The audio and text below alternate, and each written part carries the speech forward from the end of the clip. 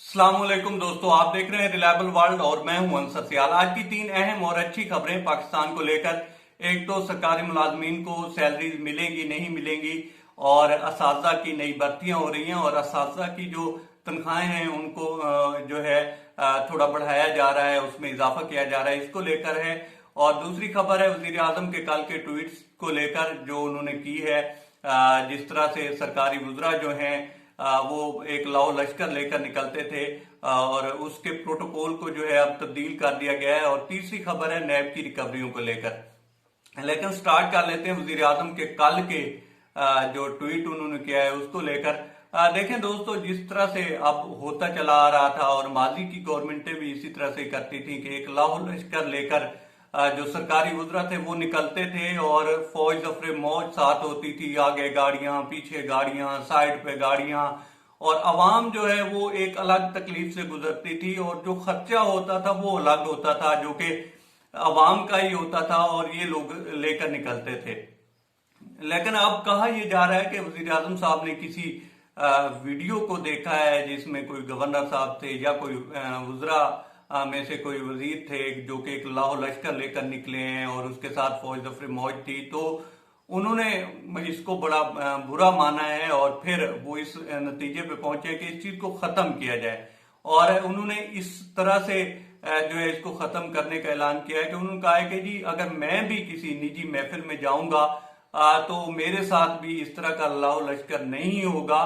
और नेक्स्ट जो है इसके ऊपर उन्होंने सख्ती से जो है अमल दरामद करने का फैसला किया है और इसी सिलसिले में उन्होंने ट्वीट भी किया है। तो आप इस आदमी की जो रफ्तार है उसके ऊपर तो शक कर सकते हैं, लेकिन उसकी नीयत और डायरेक्शन पे शक नहीं कर सकते, क्योंकि पीछे अगर आप देखें तो इस तरह के दावे तो किए जाते थे लेकिन अमली जो इकदाम थे वो नजर नहीं आते थे, और अब उम्मीद की जा सकती है कि अमली इकदाम भी होंगे।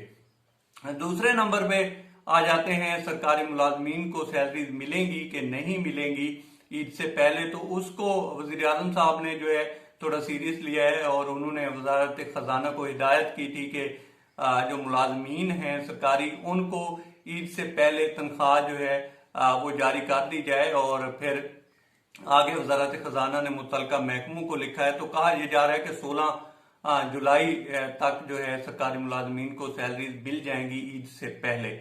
और ईद से पहले सैलरी मिलने का मतलब ये होता है कि जैसे कोई शीरखार बच्चे के रोने से पहले उसको माँ जो है दूध पिला देती है, तो इसी तरह का कुछ सिचुएशन होती है।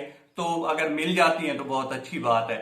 और फिर भर्तियां की जा रही हैं नए सिरे से, और इसमें जो है जर्नलिज्म है, लाइब्रेरी है, साइंस है, पाक स्टडीज है, फारसी है, और इसी तरह से सुरैकी है। तो इस के बारे में कहा यह जा रहा है कि 29 के करीब जो है नई असामियां खाली हुई हैं जिन पे भर्ती की जा रही है। और इनके कवानीन में ये है कि अगर ये लोग इंटरव्यूज वगैरह देने जाते हैं तो इनको टीए नहीं दिया जाएगा, और अगर इनकी सिलेक्शन हो जाती है तो उसके 2 साल तक इनकी जो है वहां पे यूं कह लें तबादला या ट्रांसफर भी नहीं किया जाएगा। तो ये चीजें हैं। और फिर तनख्वाहों को इजाफे को लेकर ये है कि जो टीटीएस हैं, टेन्योर ट्रैक असातिज़ा, उनकी जो तनख्वाहें हैं उनको बढ़ाया जा रहा है। और इनकी जो तनख्वाहें बढ़ाई जा रही हैं ये तकरीबन 6 साल या 5 से 6 साल के बाद बढ़ाई जा रही हैं। और